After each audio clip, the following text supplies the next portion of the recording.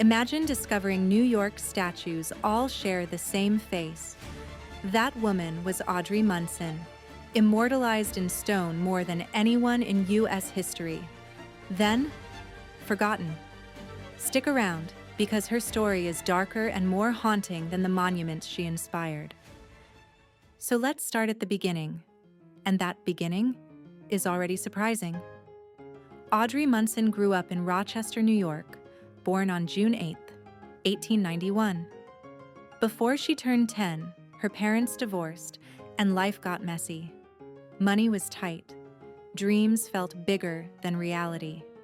She and her mom drifted toward New York City, chasing that elusive goal of showbiz.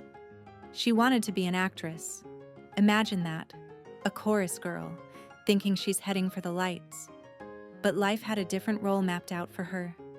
One day, Audrey and her mom are window shopping, just wandering, when they're spotted by Felix Benedict Herzog.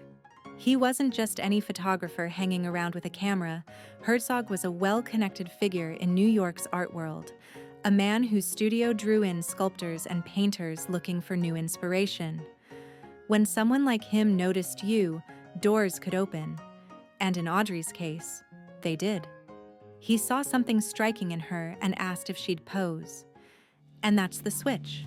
She goes from obscure chorus girl to muse. Suddenly, she's modeling for big-name sculptors. Isidore Conti, William de Leftwich Dodge, Charles Dana Gibson. She posed nude, which back then was startling, but artists saw her as more than a pretty face. They wanted that classic Grecian symmetry.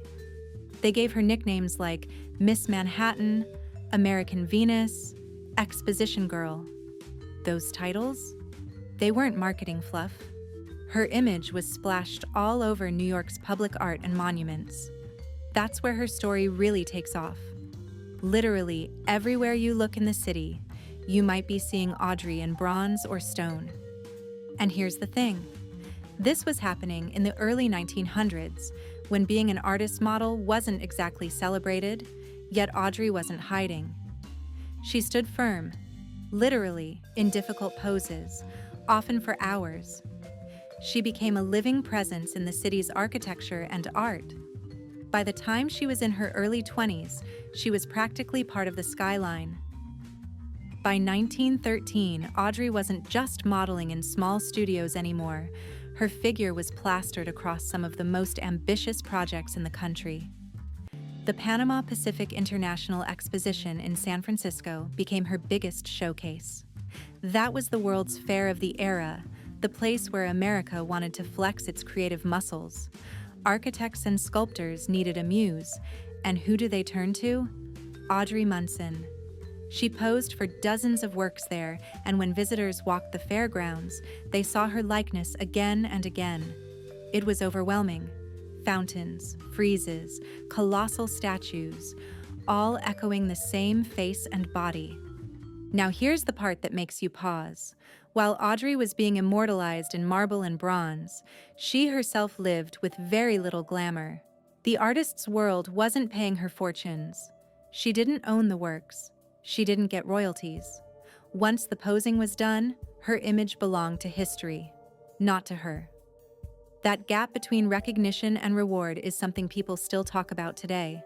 How someone can be everywhere and still have nothing to show for it personally. Think about it. Visitors at the exposition might have assumed she was a wealthy star. In reality, Audrey and her mother scraped by. Fame, for her, wasn't red carpets. It was standing motionless in drafty studios, repeating the same pose until the sculptor was satisfied. It was artists debating whether her body had the purity of Greek sculpture while she fought off shivers. What's wild is how normalized her presence became. Walk around New York City right now. You'll see her likeness on monuments like the main monument at Columbus Circle and the Firemen's Memorial at Riverside Drive. Tourists snap photos, joggers pass by, commuters barely glance up, but they're looking straight at Audrey without even realizing it. She was everywhere and invisible at the same time. That tension, between being immortalized in stone and being forgotten in life, was already setting the stage for what would come next. And trust me, the turn her life takes after this makes the statues feel almost eerie, like they were tombstones instead of tributes. By the mid-1910s, Audrey's name started popping up in a different place: movie theaters. Silent films were exploding, and producers wanted novelty, faces people recognized from elsewhere. Audrey, already known as Miss Manhattan, seemed like the perfect fit. She made her screen debut in 1915 in a film called Inspiration. That one is remembered for a very specific reason. Audrey became the first American actress to appear fully nude in a non-pornographic film. It was marketed as art, tied to her reputation as a sculptor's model. Critics didn't know what to make of it, but audiences were curious. After Inspiration, she appeared in a few more pictures, Purity in 1916 being the most famous. That film actually caused so much stir that some cities banned it outright. Remember, this was a time when movie censorship was starting to tighten. Audrey wasn't treated as a movie star in the same way Mary Pickford or Theda Bara were. She was used as a spectacle, as if her whole identity was the living statue. Her movie career didn't stick. Part of that was timing. Hollywood was pulling power away from New York, and Audrey wasn't heading west. Part of it was image casting directors couldn't see her as anything other than a symbol of beauty. She wanted to act, but producers treated her like a prop. That's a tough ceiling to break, and she never did. Meanwhile, her mother was pushing hard to manage her career, which sometimes rubbed people the wrong way. Studios and patrons didn't always want to deal with an overbearing parent. Opportunities dried up quickly. By 1917, her brief spark in films had dimmed. But there's something bittersweet here. On one hand, those early films are almost forgotten today, with only fragments of Purity surviving on the other. They made Audrey a pioneer. She crossed that line between model and actress before Hollywood fully existed. And yet, instead of becoming a household name, she slipped back into the shadows. This was the start of her decline, not immediate, but slow, like a light fading rather than blowing out. And soon, circumstances around her personal life would accelerate that fall in ways she never could have controlled. Around 1919, Audrey's life took a turn that had nothing to do with art or film. She and her mother were living in a boarding house in New York, run by a doctor named Walter Wilkins. At first, he seemed like just another landlord, but things escalated in ways no one could have predicted. Wilkins became obsessed with Audrey. He was married, middle-aged, and wealthy, but he wanted Audrey as his. The problem? His wife was in the way. In 1919, Mrs. Wilkins was found murdered. Suspicion immediately landed on Walter, and the story exploded in the press. His connection to Audrey made the whole scandal even juicier for newspapers. They painted her as the alluring muse at the center of the crime, even though she had nothing to do with it. Wilkins was arrested, confessed to the murder, and later hanged at Sing Sing prison. For Audrey, though, the damage was already done. She became entangled in the headlines. Her name splashed next to words like murder and obsession. This was the age of yellow journalism, when scandal sold papers. The nuance that she was an innocent party? That didn't matter. The fallout was brutal. Her film opportunities evaporated, modeling offers slowed down, and her reputation shifted from admired muse to tarnished figure. It's easy to forget now how little control women had over their public image back then. If your name was tied to a scandal, even as a victim of circumstance, society often treated you as if you were guilty by association. Her mother, who had been her constant companion and manager, tried to shield her, but the momentum of her career had collapsed. By 1920, the same woman whose body was carved into stone all across Manhattan couldn't find steady work. And here's the chilling irony: the statues stayed put.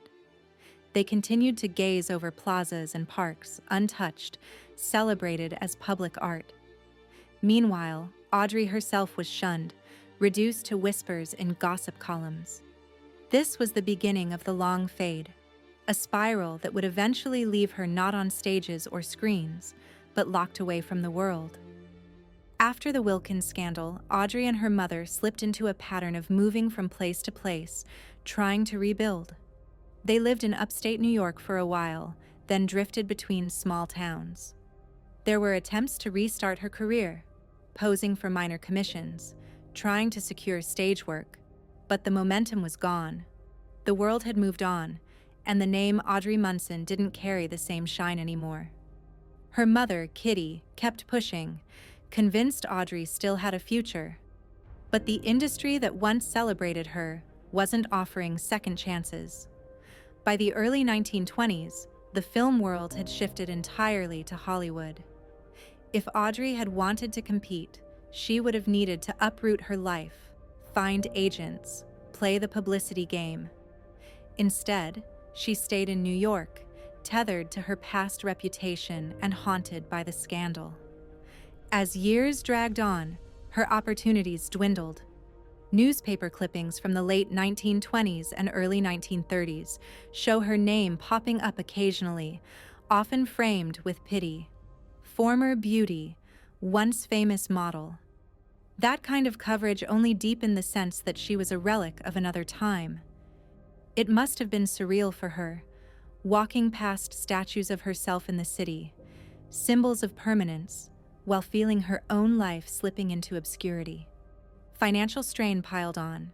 Audrey and her mother lived in near poverty, relying on odd jobs and occasional help from acquaintances. At the same time, Audrey's mental health began to unravel. Depression and paranoia set in, with stories of her fearing people were plotting against her. In 1931, when she was 40, her mother made a heartbreaking decision. She petitioned to have Audrey committed. Doctors at the time diagnosed her with schizophrenia, and she was sent to the St. Lawrence State Hospital in Ogdensburg, New York. That's where she stayed, for the next 60 years. Think about that. While the world went through World War II, the Civil Rights Movement, the moon landing, Audrey Munson remained behind the same walls a woman once hailed as America's first supermodel, frozen in time not by stone, but by institutional confinement. Life inside St. Lawrence State Hospital was bleak. Records show Audrey spent her days in the women's ward, surrounded by other long-term patients. There are no reports of special treatment, no visitors from the art world that once adored her. Her mother, who had fought for her career with such determination, passed away in 1958. After that, Audrey was completely alone. For the outside world, she had vanished. Decades rolled by, and generations grew up admiring statues across New York City without ever knowing the face behind them. The Fireman's Memorial, the main monument at Columbus Circle, the gilded figure of civic fame on the Manhattan Municipal Building, all of them bore her likeness. Tourists took photos. School groups learned about the architects and sculptors. But Audrey? She was erased from the narrative. What's unsettling is the silence. While her image stood tall in stone and bronze, no one was asking, what happened to her? The very art that was meant to immortalize her beauty became the reason she disappeared as an individual. She was reduced to the model, never acknowledged as a person with her own story. Inside the hospital, her life shrank to a routine of institutional meals, ward chores, and long hours of stillness. She lived through the Depression, the rise of television, the Civil Rights era, the space race. Yet all of it passed without her participation. Nurses who worked at St. Lawrence decades later described her as quiet, withdrawn, someone who had long ago retreated inward. By the 1970s, when second-wave feminism began re-evaluating women's roles in history, there was a faint glimmer of interest in Audrey's story. A few journalists dug up her past, writing small pieces about the forgotten model of New York monuments. but the coverage never sparked a full rediscovery. She remained institutionalized, anonymous to most of the public who unknowingly looked at her face every day. In a way, the statues outlived her twice, once by capturing her youth in stone, and again by outlasting the memory of her real life. She became both immortal and invisible at the same time. By the 1980s, Audrey Munson had already spent half a century inside St. Lawrence State Hospital. Few outside the institution even knew she was still alive. She became the longest tenured patient there, surviving on routine and the care of staff who likely had no idea the elderly woman in their ward had once stood as the face of America's monuments. In 1996, Audrey reached the age of 104. She died quietly, with no family by her side, and was buried in an unmarked grave in New Haven, New York. It's hard not to pause on that image. America's first supermodel, who had been cast in bronze across Manhattan, ending her life without ceremony, her name almost erased. And yet, her story didn't vanish entirely. Scholars of art history and a few dedicated journalists began to reintroduce Audrey to the public. They pointed out that when people walk through New York City, they're surrounded by her likeness without realizing it. That shift, from anonymous muse to acknowledged figure, has grown stronger in recent years. Books, articles, and even online communities have revisited her life, calling her the model who lived twice, once in flesh, once in stone. There's something deeply modern about the way her story resonates now. In a time when we talk about women's agency, the cost of fame, and how the media treats vulnerability, Audrey's life feels like a century-old cautionary tale. She was celebrated, objectified, and then discarded, all while her image remained permanently on display. Today, if you stand at Columbus Circle and look up at the main monument, or walk past Civic Fame glimmering over the Manhattan skyline, you're looking at Audrey. The stone version stayed young and beautiful, while the woman herself lived out a forgotten century. That contrast forces us to ask uncomfortable questions. Who gets remembered, and who gets written out? Audrey Munson didn't leave behind fortune, children, or memoirs. What she left is more haunting, a city filled with monuments that carry her likeness, while her real story almost disappeared. And maybe that's why revisiting her life matters, because memory, unlike marble, doesn't last unless we keep telling it. So when we talk about Audrey Munson today, it's easy to focus only on the tragic details, the downfall, the decades locked away, the unmarked grave. But if that's all we see, we miss the strange paradox at the heart of her story. She may have been erased from public memory in life, but the city never let her go. Her face and figure still rise above traffic, still gaze out over fountains and plazas, still serve as symbols of beauty carved in stone. There's a haunting lesson in that. Fame isn't permanence. Legacy isn't guaranteed. You can be everywhere and still vanish, depending on who controls the narrative. Audrey never had control over her own. Sculptors, directors, and newspapers used her, celebrated her, and then discarded her. The statues stayed, but her name slipped away.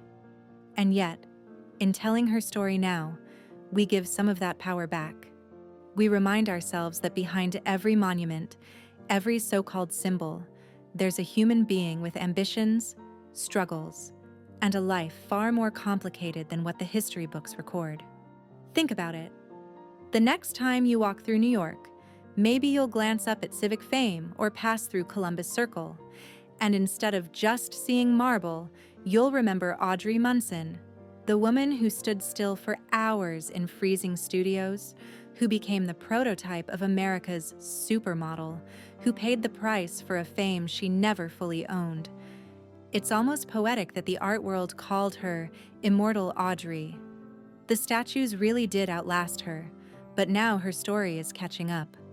She's no longer just a nameless muse, she's a reminder of how fragile visibility can be, and how silence can sometimes bury someone deeper than time ever could. So here's the takeaway. History doesn't erase people completely. Sometimes it just hides them in plain sight, waiting for someone to point and say, "Look closer." Audrey Munson's life may have ended in obscurity, but her story is still standing in the open, carved into the city itself. If Audrey's life left you with a feeling you can't quite shake, let us know what stood out to you in the comments. And if you're into stories that don't usually make the headline, but still shape the timeline, stick around. Hit subscribe. We'll see you in the next one.